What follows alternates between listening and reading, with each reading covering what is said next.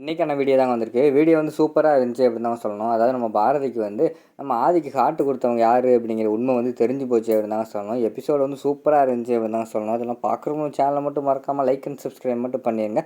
First எடுத்தவங்க நம்ம துரை இருக்கார்ல, துரை வந்து சொல்கிறாரு, ஆமாம் அதெல்லாம் ஒன்றும் பயப்படாதீங்க, எல்லாம் பயந்து போயிட்டாங்க, நம்ம மேலே கை வச்சா என்ன நடக்கும்னு அவங்களுக்கு வந்து தெரிஞ்சு போச்சு, அதனால் இனிமேல் நம்ம பாட்டில் இருப்போம், இந்த வீட்டில் வந்து நம்மளோட ராஜ்யம் தான், நீங்கள் ஒன்றும் கவலைப்படாதீங்க போங்க அத்தை, எனக்கு இப்போ சூடாக வந்து பாயாசம் குடிக்கணும் போல் இருக்குது, சம்முன்னு போட்டு எடுத்துகிட்டு வாங்க அப்படிங்கிற மாதிரி சொல்லிக்கிட்டு இருக்கிற மாதிரி காட்டுறாங்க.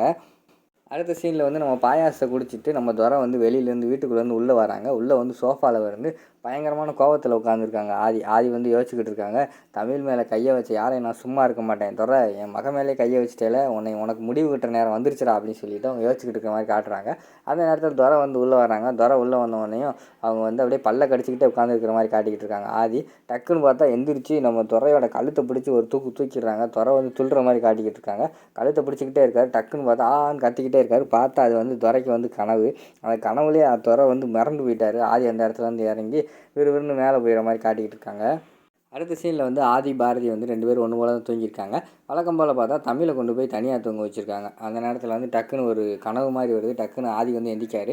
எந்திரிச்ச உடனே நம்ம பாரதி வந்து கேட்குறாங்க, என்ன ஆதி என்னாச்சு திடீர்னு ஒரு மாதிரி ஆகிட்டீங்க அப்படிங்கிற மாதிரி சொன்னோன்னே, தமிழுக்கு ஏதோ பிரச்சனை மாதிரி தோணுது, தமிழ் ஏதோ பயத்திலே படுத்துருக்கிற மாதிரி எனக்கு ஒரு ஃபீல் ஆகுது அப்படிங்கிற மாதிரி சொல்கிறாங்க. இல்லை ஆதி அதெல்லாம் கிடையாது, நான் தான் தமிழை தூங்க வச்சுட்டு இங்கே வந்தேன், இங்கே தான் தூங்க வைக்கலான்னு பார்த்தேன், நம்ம இங்கே அவ்வளோ கூட்டம் வந்து தூங்க வச்சோம்னா அவளுக்கு மேலும் பயம் வந்துடும், அதனால தான் நான் அவளை அங்கேயே தூங்க வச்சுட்டு வந்திருக்கேன், அப்படிலாம் இருக்க வாய்ப்பு கிடையாது, அவள் நல்லா தான் தூங்கிட்டு இருக்கா அப்படிங்கிற மாதிரி சொல்கிறாங்க. இல்லை பாரதி எனக்கு தோணுது தமிழ் வந்து ஏதோ பயத்தில் இருக்கிற மாதிரி எனக்கு ஃபீல் ஆகுது, நான் உடனே போய் பார்க்கணும் அப்படின்னு சொல்லிட்டு அவங்க அந்த இடத்துல தமிழ் ரூமுக்கு போகிற மாதிரி காட்டுறாங்க. ஆதி சொன்ன மாதிரியே வந்து தமிழ் வந்து பயத்திலே நடுங்கிட்டு தூங்கிட்டு இருக்கிற மாதிரி காட்டுறாங்க. பயத்தில் டக்குன்னு எந்திரிச்சு அப்பா அப்படின்னு சொல்லிட்டு எந்திரிச்சு உட்காடுறாங்க. அந்த இடத்துல வந்து ஆதி போயிடுறாரு. தமிழ் என்னாச்சு அப்பா வந்துட்டேன் இன்னும் உங்களுக்கு ஒன்றுமே ஆகாது சரியா அப்படிங்கிற மாதிரி சொல்கிறாங்க. சரிப்பா அப்படின்னு சொல்லிட்டு தமிழ் வந்து அந்த இடத்துல வந்து நம்ம ஆதியோட மடியிலே படுத்து தூங்கிடுறாங்க. பாரதி நீங்கள் போய் நீங்கள் தூங்குங்க நான் பார்த்துக்கிறேன் அப்படிங்கிற மாதிரி சொல்கிறாங்க. இல்லை நீங்கள் போங்க ஆதி நான் தமிழை பார்த்துக்கிறேன் அப்படிங்கிற மாதிரி பாரதி சொல்கிறாங்க. இல்லை தூங்கிட்டால நானே தூங்க வச்சு நான் இங்கேயே படுத்துக்கிறேன் அப்படின்னு சொல்லிட்டு ஆதியும் நம்ம தமிழ் அந்த ரூம்லேயே தூங்கிடுறாங்க. பாரதிக்கு வந்து மனசே கேட்கல, என்ன எப்படி ஒரு தாய் எனக்கு தோணலை, ரத்த பாசம் இருக்குது, ஆனால் அவருக்கு வந்து எப்படி இதெல்லாம் தோணுது அப்படிங்கிற மாதிரி சொல்லிவிட்டு அவருக்கு வந்து டவுட் வந்துடுது. உடனே டக்குன்னு பக்கத்தில் இருக்கிற லேப்டாப் எடுத்துகிட்டு இந்த ஹார்ட்டு மாற்றினது எதுவும் விஷயம் இருக்கும் அப்படின்னு சொல்லிட்டு டவுட்டு பட்டுட்டு அந்த ஹார்ட் மாற்றினதை பற்றியெல்லாம் அவங்க வந்து ஆன்லைனில் செக் பண்ணி பார்த்துக்கிட்டு இருக்காங்க. அதில் வந்து அவங்களுக்கு வருது, இந்த ஹார்ட் மாற்றினா அவங்களோட மேனரிசம் இதெல்லாம் கொஞ்சம் மாறும், அவங்க நடவடிக்கையெல்லாம் மாறும் அப்படின்னு சொல்லிட்டு வந்திருக்கு. இது உடனே காலையில் போய் டாக்டர்கிட்ட கேட்கணும் அப்படின்னு சொல்லிட்டு தூங்கிடுறாங்க. காலையில் எந்திரிச்சதே சரின்னு ஹாஸ்பிட்டலில் போகிறாங்க. ஹாஸ்பிட்டல் போனோடனே ஒரு நர்ஸ்கிட்ட கேட்காங்க, நான் வந்து டாக்டரை பார்க்கணும் அப்படிங்கிற மாதிரி சொல்கிறாங்க. முன் அப்பாயின்மெண்ட் வாங்கிட்டீங்களா அப்படிங்கிற மாதிரி கேட்காங்க. இல்லை நான் வந்து ஆதியோட ஒய்ஃப்னு சொல்லுங்கள் அவங்களுக்கு தெரியும் அப்படிங்கிற மாதிரி சொன்னோடனே அந்த நர்ஸு போய் டாக்டர்கிட்ட சொல்கிறாங்க, ஆதியோட ஒய்ஃப் வந்திருக்காங்க டாக்டர் அவங்கள பார்க்க அப்படிங்கிற மாதிரி சொன்னோடனே, சரி எனக்கு ஒரு 2 நிமிஷம் டைம் கொடுங்க அதுக்கடுத்து அனுப்பிவிடுங்க அப்படின்னு சொல்லிடுறாங்க. இவர் யோசிச்சுக்கிட்டு இருக்கார் டாக்டர், எப்படியாவது வந்து ஆதியோட ஒய்ஃபை வந்து ஏதாவது பேசி அனுப்பி வச்சிடணும், அப்போ தான் நம்ம தப்பிக்க முடியும் அப்படின்னு சொல்லிட்டு அவங்க யோசிச்சுக்கிட்டு இருக்கிற மாதிரி காட்டிக்கிட்டு இருக்காங்க. அடுத்து வந்து நம்ம பாரதி வந்து டாக்டரை பார்க்க உள்ளே வராங்க. உள்ளே வந்து வாங்க பாரதி வந்து உட்காருங்க, என்ன விஷயம் எதுவும் பிரச்சனையா அப்படிங்கிற மாதிரி கேட்டோன்னே, இல்லை டாக்டர் நீங்கள் தானே ஆதிக்கு வந்து ஹார்ட் மாற்றினீங்க, அதை பற்றி தான் பேச வந்திருக்கேன் அப்படிங்கிற மாதிரி சொன்னோன்னே, இப்போ எதுவும் பிரச்சனையா, அவர் நல்லா தானே இருக்கார் அப்படிங்கிற மாதிரி கேட்காங்க. அவர் நல்லா தான் இருக்கார் டாக்டர், ஆனால் எனக்கு ஒரு டவுட்டு அதை கேட்க வந்தேன் அப்படிங்கிற மாதிரி சொல்கிறாங்க. கேளுங்க பாரதி என்னாச்சு அப்படிங்கிற மாதிரி கேட்டவொடனே, இல்லை டாக்டர் ஹார்ட் மாற்றினா அவங்களோட நடவடிக்கையெல்லாம் மாறுமா, அவங்களோட ஆக்டிவிட்டிஸ் எல்லாம் ஏதாவது சேஞ்ச் ஆகுமா அப்படிங்கிற மாதிரி கேட்குறாங்க.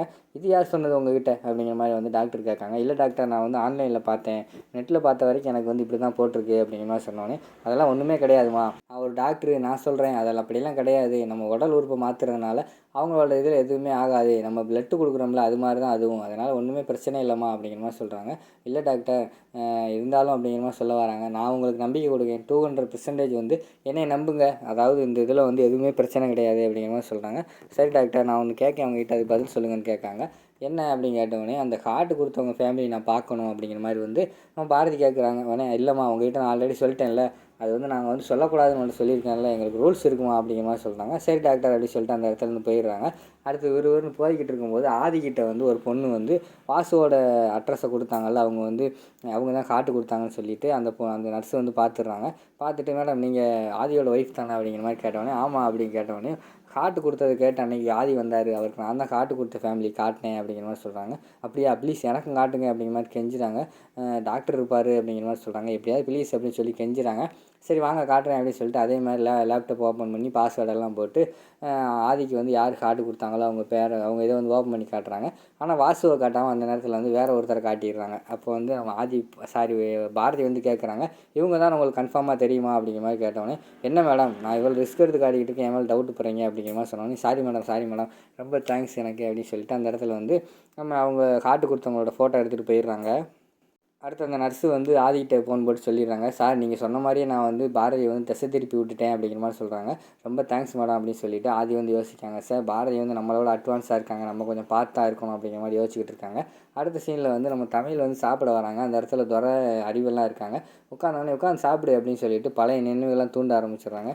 பரவாயில்லையே காருக்குள்ளே அவ்வளோ நேரம் மூச்சை பிடிச்சி இருந்துட்டே அப்படி இருந்துட்டேன்னு சொல்லிட்டு திக்க 3 பேரும் வந்து அவளை நம்ம தமிழை வந்து அது இதுன்னு சொல்லிக்கிட்டு இருக்காங்க. தமிழுக்கு அந்த நேரத்தில் பழைய நினைவுகள்லாம் வந்து மூச்சு ஏங்கி விட ஆரம்பிச்சிடுறாங்க. மூச்சு ஏங்கி விடுறத பார்த்தோன்னே அங்கிட்டிருந்து வந்து பாரதியும் ஆதியும் ஓடி வந்துடுறாங்க. ஓடி வந்து அவங்களுக்கு தண்ணியெல்லாம் கொடுக்காங்க. ஒன்றும் இல்லை அப்படின்னு சொல்லி சமாதானப்படுத்திட்டு, ஏய் சின்ன பிள்ளைகிட்ட என்ன பேசணும்னு தெரியாதா, நம்மள வீட்டை விட்டு வெளியில் போ அப்படின்னு சொல்லிட்டு நம்ம துறையை வந்து பாரதியை வந்து திட்டுற மாதிரி காட்டிக்கிட்டு இருக்காங்க. அதோட பார்த்தீங்கன்னா அந்த எபிசோட் வந்து முடிச்சிடுறாங்க.